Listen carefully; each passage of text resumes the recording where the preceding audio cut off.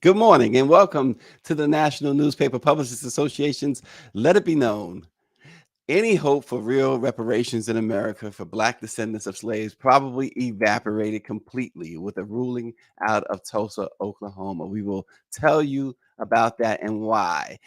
And Clarence Thomas is in the news again uh, for his ethics or alleged lack of ethics. We'll tell you more about Justice Clarence Thomas. And Special Counsel Jack Smith is moving closer to completing the January 6th investigation. And more pointedly, a grand jury that's been meeting in Washington appears close to issuing a decision on Donald Trump and his role in the insurrection.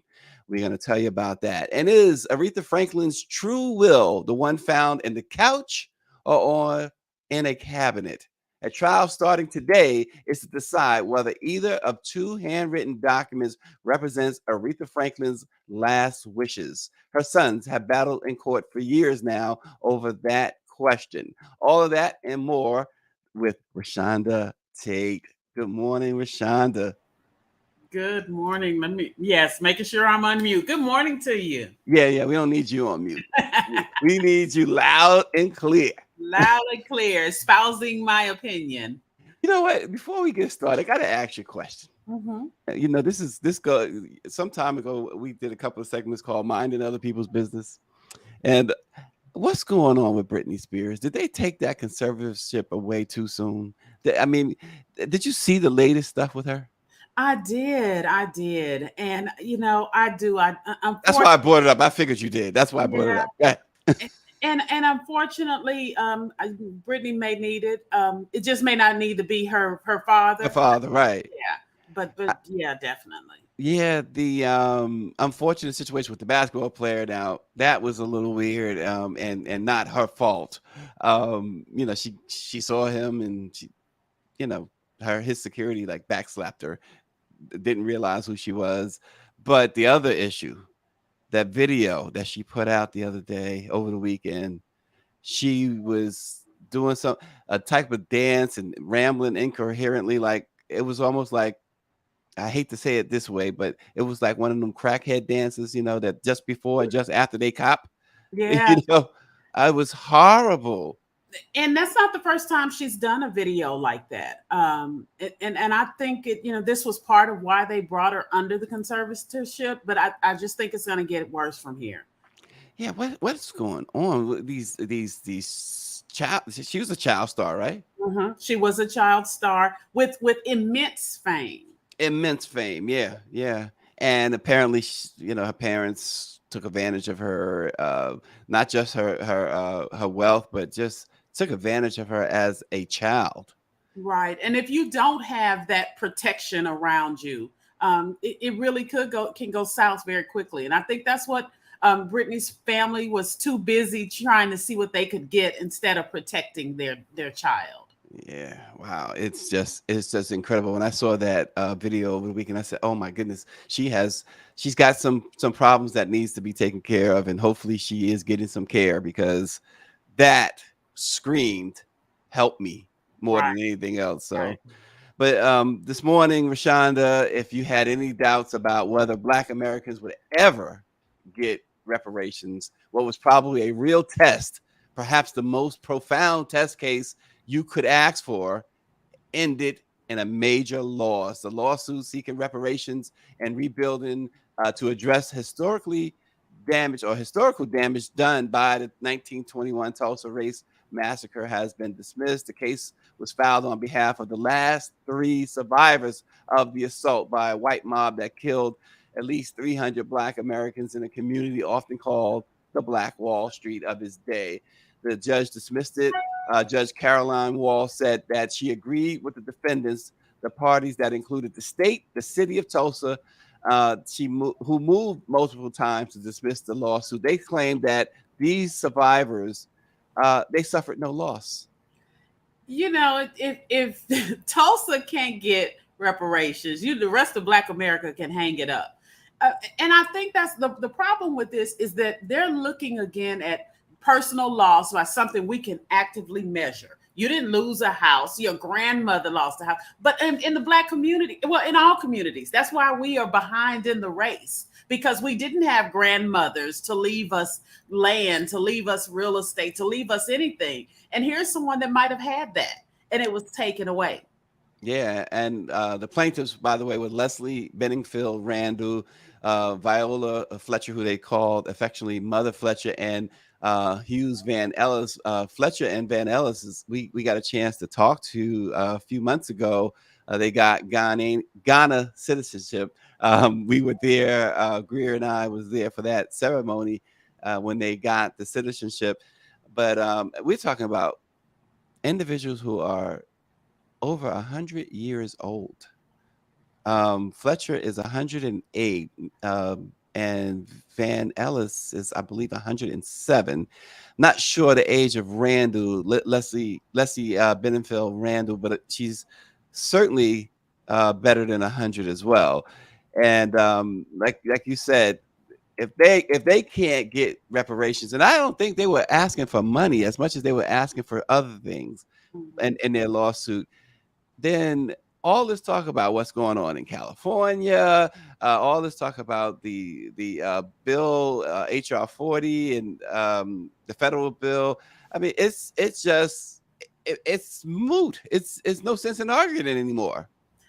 Right. I mean, that Tulsa's going to set the precedence there. Those arguing against it all over the country are going to say, well, look, Tulsa didn't even get it. That shows you what a bad idea this is. So, unfortunately, I think that is going to set the tone for the rest of the country when it comes to reparations, because there is tangible evidence why, especially these people that are still alive. Right. You got over 3 people that are over 100 years old trying to see their due. As one person, one attorney said, it was so that they could see this in their lifetime. They're hanging on so they could see this in their lifetime. Unfortunately, the judge isn't seeing it that way. They haven't said whether they're going to continue to appeal, but there are groups behind them that plan to fight it, and I hope they keep on. Yes. Yeah, and it's unfortunate that it may any real resolution may not happen while they are alive, and that was as you articulated. I mean, that it would have been justice to get them this victory while they're still at 108, 107, 100 plus. Come on, they're looking at possibly days or hours to live, not years. Mm-hmm. Right. Not to sound morbid or cast any type of negativity toward them. I mean, let's face it, who lives to 100 years old? I do. I just hope I don't think they'll see anything in their lifetime. I do hope that they continue this fight, because their descendants, their children and grandchildren now don't have the same things that they're fighting for. And those are the things that make a difference in communities. Yeah, Mike V writes in, don't forget it was only a month ago where we had Oklahoma officials caught on tape talking about what they wanted to do to Black people and how many bodies they buried. And Barrington is watching this morning, the great Barrington Salmon. He says they took our money and property, time to take what's ours. Meanwhile, Germany, Power 96 says, well, let's see what Southbound 3000 says. Even with reparations, we would give it all back, trying to see who's the richest. That is an issue, Southbound. And Power 96 says, meanwhile, Germany is paying descendants of the Holocaust $1.4 billion. And remember, the Japanese received money from the USA as well. Everybody but us. That needs to be on a t-shirt. Everybody but us. It's remember that, for us, by us. Well, everybody but us. Yeah. It's sad. They're gonna, like you said, they have folks that are going to continue that fight, but it just seems now, particularly the way the courts are set up. And remember, we always talk about the Supreme Court. We're going to talk about that in a moment too. But when the former president was stacking the courts, he didn't only steal the 2 or 3 seats in the Supreme Court, but I mean the federal benches, he was filling them. And so that's one of the things that, for me, everything goes back to voting, because we going back to Trump, I know we're going to get to him a little later, but he played chess, and the reason that Republicans held their nose and supported him was this very thing right here because Yeah. of what he was doing in the courts. And I think so many people don't realize the importance of those courts. And here is a judge making a decision that if you had someone in that seat that understood, that supported African American causes, issues, then this could have had a different outcome. Yeah, and then dismissing the suit with prejudice, meaning they can't file in state court anymore. Yeah. So it makes it even it makes it even more difficult. So we'll see. And speaking of the courts, Rashonda, you know who's in the news again?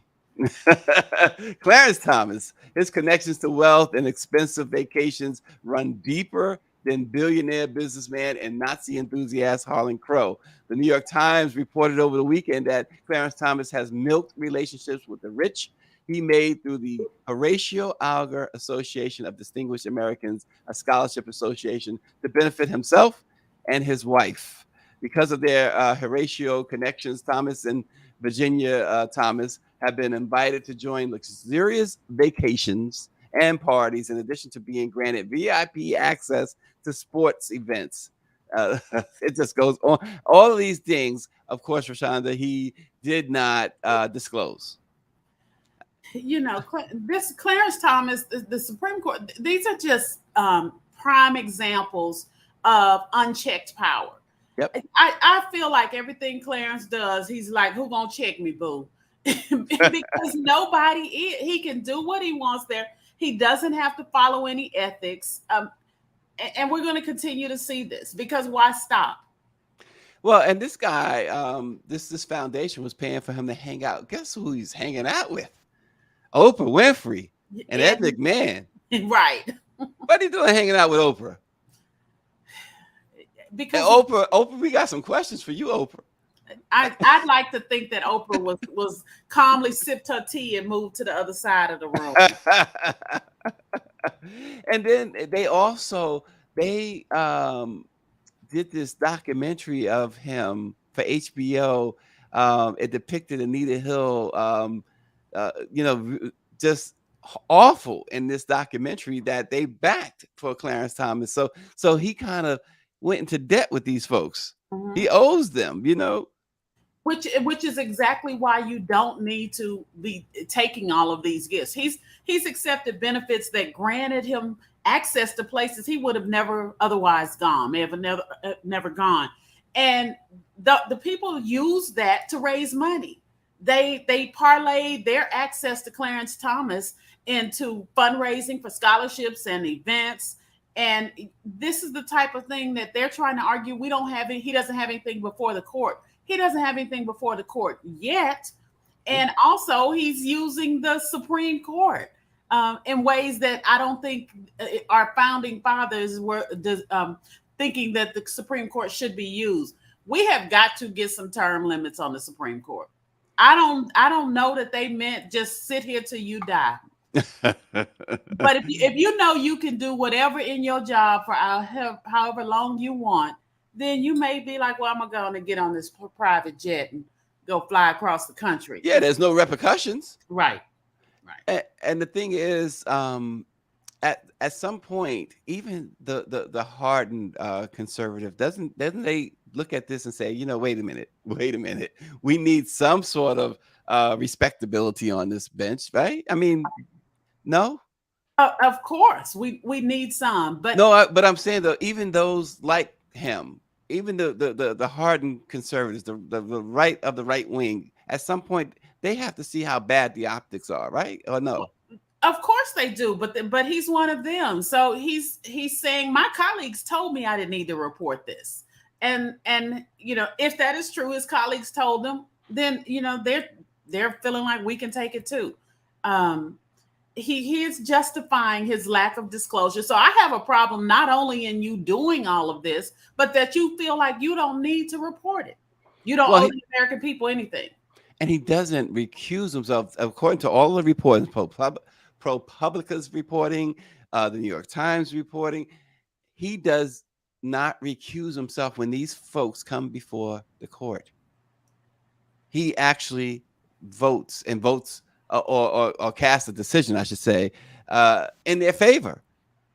And that's my biggest problem. You can't look at that and see that something is wrong with that. No, because you know, I'm not going to put my friend with his private jet. I'm going to go in whatever favor he needs me to go in, whatever direction, because I need to continue to fly on my jet. My nephew needs his scholarships and everything else, because who going to check me? And that's the thing too. Like you mentioned the private jet, and I'm thinking, this guy, any of those judges, really, they can fly commercial first class with the bodyguard, Mm-hmm.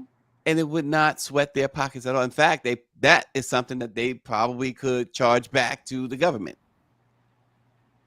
Not on their personal trips, but I'm saying that as far as the security, they can charge back to the government. I'm pretty sure. Yeah, they've updated their reporting now to report private jet travel and hotels and resorts, but they still have that exception for personal hospitality. So I don't see this ending anytime soon. They'll continue to accept these gifts, and I'll just put it over here in the category with personal hospitality. And Yeah. until we get enough people in the government to change the makeup of the court system to come up with some type of repercussions, we're going to continue to see this. Clarence Thomas will not stop. Yeah, Mike V. He's right. He says all justices are escorted by U.S. Marshals. To his knowledge, that is absolutely true. So it's not even a matter of him having to hire private security. They have that already, a U.S. Marshal. He also says, I don't understand why the Biden administration isn't calling for an investigation into Jeannie Thomas and her connection to January 6th at the very minimum. That's a good point too, Rashonda. She's a private citizen, right? She is a private citizen, but one of the things that I respect about Merrick Garland is, unless he feels like he has his ducks in a row and he has a solid case, he's not going to bring a case. And I Mhm. just think that they think the waters are too murky with Jenny Thomas. I don't know how, as a private citizen, but I believe that if there is a case to be had, they will do it. But Biden is over here trying to stay out of all things political, because they will turn this into something political. And again, that may be part of the issue, trying to take that high road. But I would like to think that if there is a solid case, a winnable case, that the U.S. government will look into Jenny Thomas, because that's the true travesty right there. Yeah, that certainly is. And speaking of conservatives, right wings, MAGA, and all that other stuff, Donald Trump, uh, federal grand jurors have been probing Donald Trump's attempts to stop the transfer of presidential power after his 2020 election loss to Joe Biden. Uh, the grand jury is about to wrap up. They've heard testimony from dozens of witnesses in a wide ranging investigation that has examined Trump's conduct spanning the time from before Election Day through the January 6th attack on the U.S. Capitol. Special Counsel Jack Smith, appointed by Merrick Garland. He's he's Rashonda, looks like he's about to get another case against the former president, and this Uh, time related to the January 6th. Another case that he will use to fundraise, that his people will come to his defense on.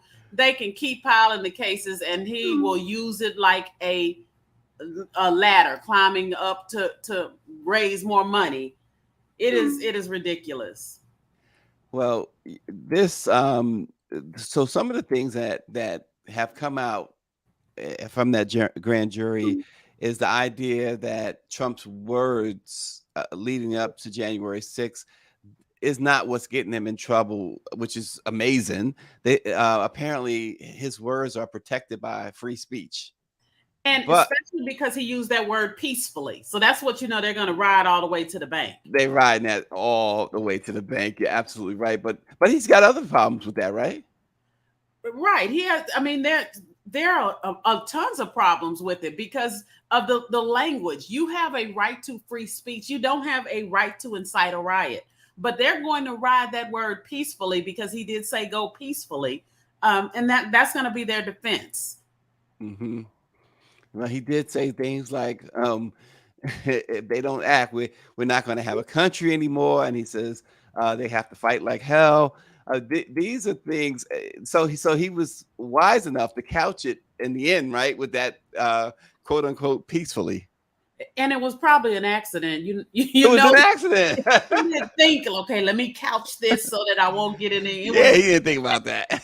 but I think they're looking for other areas like the fake electoral scheme where Yeah, he had the false electors from states law that Trump lost.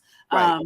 There, I think they'll have more luck in that regard because they are going to use the First Amendment as a defense, and that could, it gives them that gray area in prosecuting this case. Yeah, you said fake electors. It was 84 and seven swing states signed documents falsely declaring Trump the winner.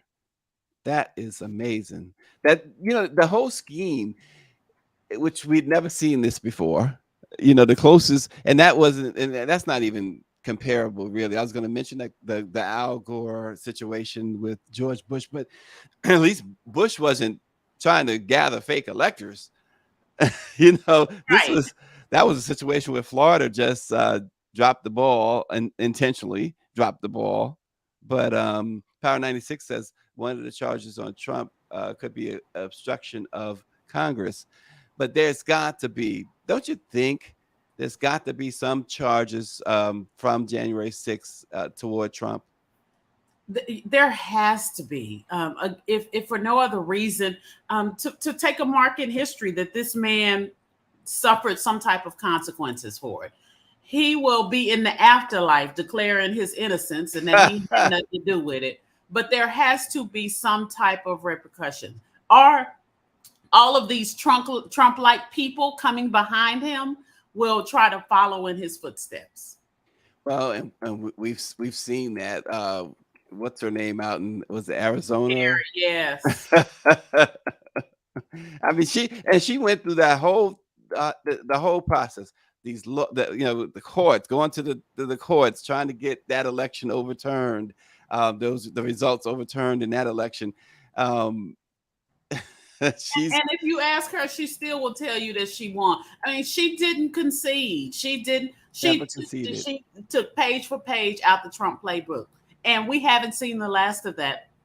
Especially if no charges come from the January 60 resurrection. Well, and that's the thing, right? Just on that alone, you've got to do something to say, listen, this will not be tolerated. Absolutely. Some type of tangible where the people coming up behind them can look and say, you know what, I don't even need to chance these charges.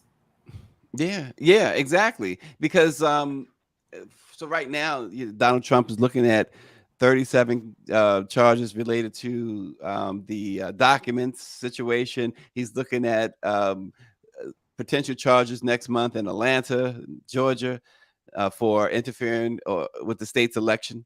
He's looking at charges, perhaps, as we are talking about now, from the special counsel. This guy has been convicted by a civil jury, or found liable by a civil jury, of sexual assault. This is all within the year. Right. But you know what I'm just floored by is if you look at that list of people who have gone before the committee, who have testified in one way or another, it is just a ridiculously long list. And so something has to come. Are all of those people that have gone, that many of them, most of them who have supported Trump, who are some way, shape, form, or fashion pushed this whole theory that Trump had with the fake electors, it will send a message to them as well by not acting, by letting this drop. The Steve Bannons, the Newt Gingriches, the former Arizona House Speaker Rusty Bowers, all of those people that, their efforts, they've been called, and they're trying to walk that fine line. You even have Mike Pence that testified. and Hmm. he knows his former boss was wrong, but he's trying to walk that fine line. I'm going to ignore the fact this man tried to kill me because I don't want to make people mad, you know? How are you guys at the Defender and out there in Houston? How are you covering stuff like this? So one of the things we're trying to do is just really hammer home the importance of the vote, because all of this goes back to, for you have a lot of people, black voters tend to be single issue or driven on emotion, and we really are trying to focus on getting people to look past that. So you'll have a lot of people, well, I didn't vote for Hillary because her emails, or I didn't vote for Hillary because one singular issue. And so what we're trying to do is we do try to stay objective, walk the middle of the road, although that is hard sometimes when you have this a far right. But there are some people on the far left. So we do try to walk the middle of the road, but we try to hammer home the importance of even those local elections, up to the presidential election. Yeah. Wow. Well, Mike V writes in that if the party was willing to throw Liz Cheney out and now Marjorie Taylor Greene, I think it's safe to say the party is pretty rogue at this point. I guess so. Yeah, that's an understatement. Wow. Well, like everything else, we are going to see what happens, right? Right. So, oh gosh. So the Queen of Soul, Aretha Franklin. A trial begins today to decide whether either of two handwritten documents represents the singer's last wishes. Her sons have battled in court for years over that question. At first, Aretha Franklin's family believed that the division of her estate after her death in 2018 would be a straightforward task. Without a known will, the singer's assets would be equally distributed among her four sons. But months after her funeral, a family member found documents scrawled by hand and outlining her wishes. One set under a couch cushion in her home in Detroit, another in a locked cabinet, which plunged the estate into uncertainty. In the 4 years since, her sons have battled in the Michigan probate court over which of the conflicting documents should take precedence. So today, Rashonda, they are headed to trial. This is really unfortunate. They're going after, what's at stake is her fortune, her property, and her music rights. Right. The total estate is estimated at about $18 million. I really don't understand why we just can't divide it all up. Just Right. just evenly divide everything. Um, this is just a prime example of black folks need to do wills. We just did a story on this on black people in wills, and we just so often don't want to address it for a number of reasons. We did look at all the reasons black people don't go get their wills done, and this is a prime example of why you need it, because the last thing your family needs after you're gone is to be fighting over money. That's what tears so many families apart. And these handwritten notes, I feel like the court is just going to say neither one of them.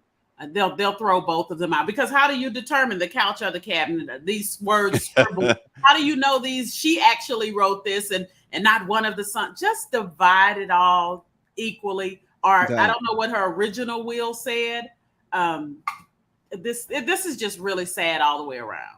Well, and you mentioned the 18 million, and so obviously there's a bigger picture than the 18 million too, because song catalogs are now, people are selling their catalogs now for hundreds of millions of dollars, and um, they they also have the ability to make money off the songs, commercials, movies, television shows. There's various ways, and Aretha Franklin has a vault full of hits. So you can imagine the money. Now they value it at 18 million. Remember when Michael Jackson died, his estate said he was only worth $2,000. Mm-hmm. That estate now is worth $2 billion.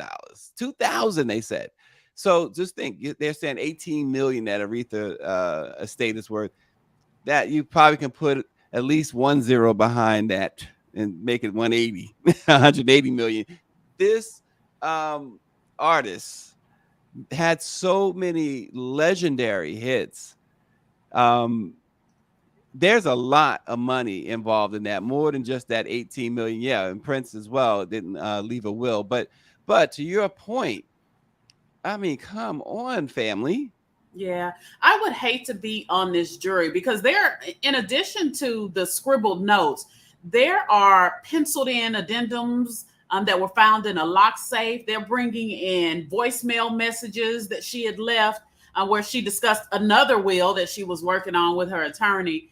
So those messages were played in court earlier this year.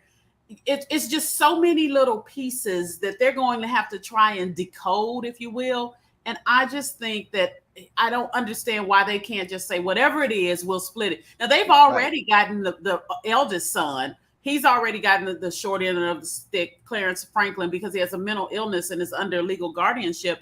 But they've reached an agreement to get a percentage of the estate. So say you agreed to give him, they haven't disclosed what it is, but say it's 15-20%. Why can't the remaining, the other family members, just divide it? It's a Just lot of divide money. it. Just divide it.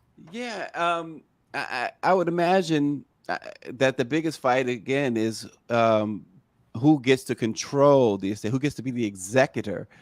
Maybe that's the biggest fight. But you're right, just divide it. And here's the other part. And thinking about the wills and leaving wills, and Aretha Franklin's case, and obviously we don't know her personally, we don't know what was going on, but we know that she knew she was going to die. She knew that she had a certain amount of time left. um, was there a reason she didn't leave a will? I mean, is there a good reason for not leaving a will? There, because if you know your family, you know they're going to continue to fight. Um, and what they're really, the distribution of her personal property is kind of what their big argument is over. He got the homes, the cars, and as you said, some of the future royalties. The solution to all this, I don't know why one brother feels he deserves more than the others, Hmm. is just to divide it. But it apparently the fact that they have to go to court on this, they couldn't reach some type of agreement. But this is a way, this is going to destroy a family, Yeah. regardless. And this is the type of thing you don't want to leave your family to have to deal with.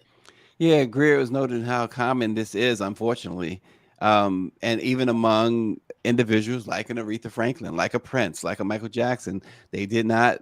In Michael Jackson's case, it was multiple wills. Aretha's case, they're saying there's multiple wills. Prince, it was absolutely no will. Um, it seems to be a lack of education on the part of many of us when it comes to these type of financial issues, Rashonda.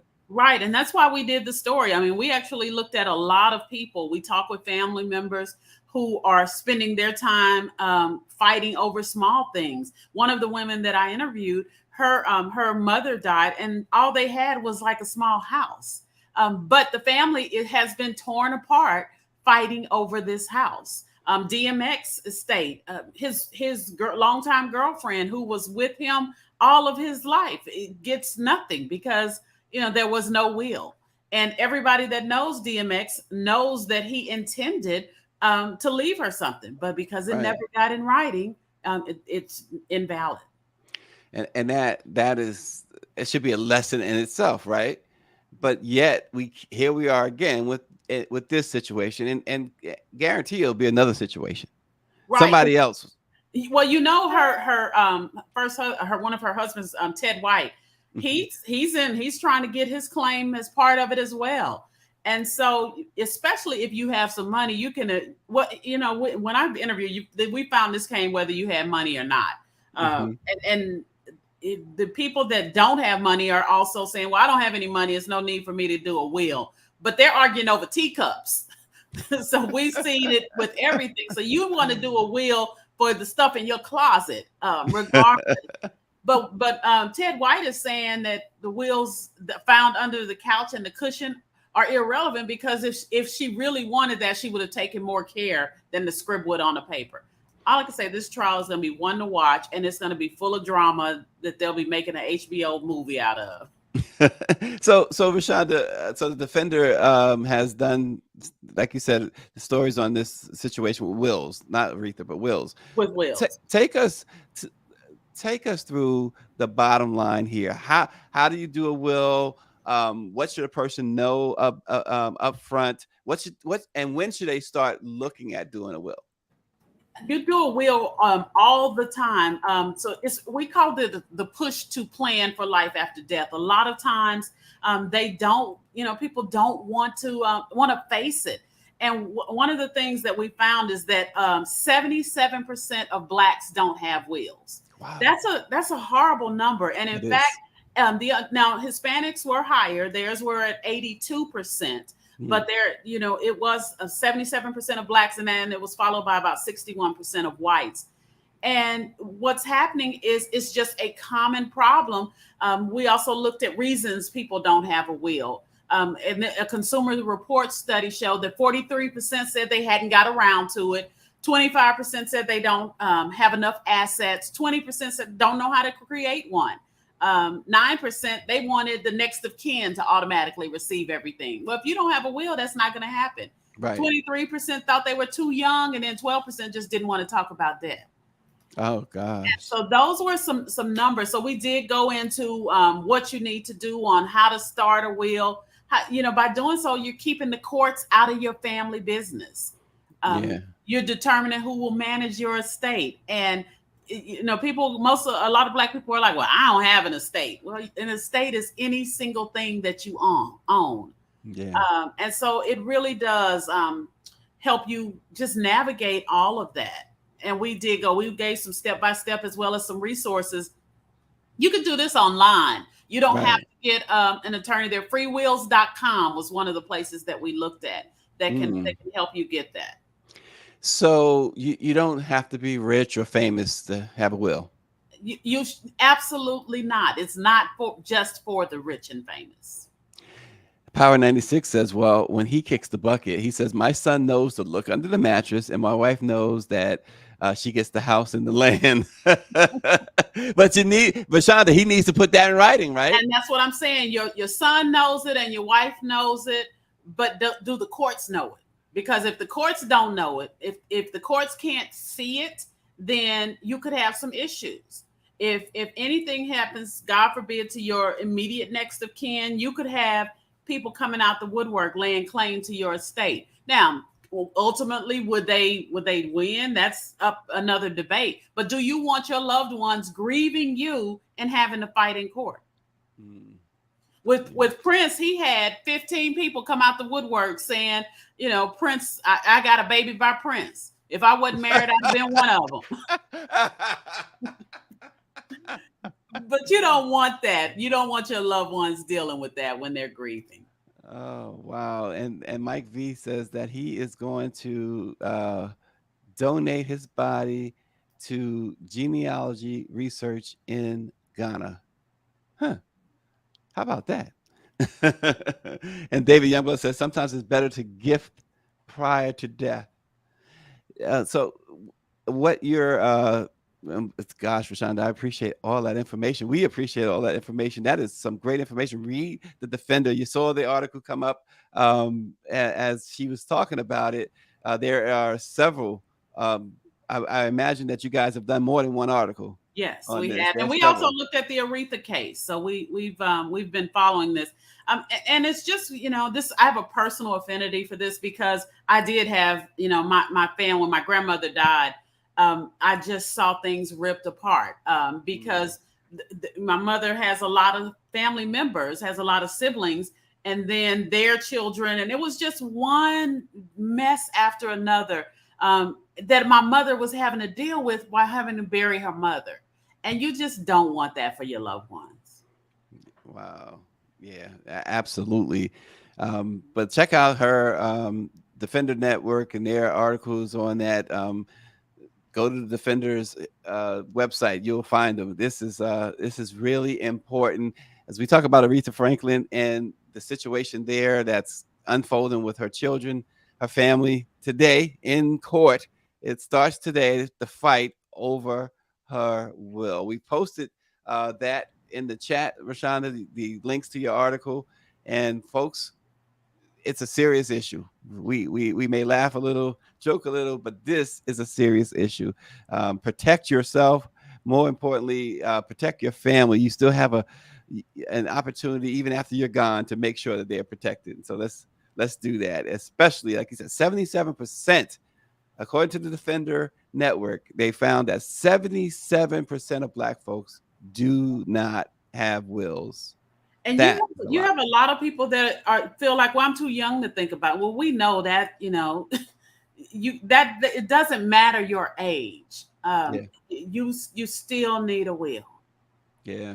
Yeah. Age, socioeconomic status. Look at there it is. 82% of Hispanics, 61% of white. So a lot of people, 67% of age.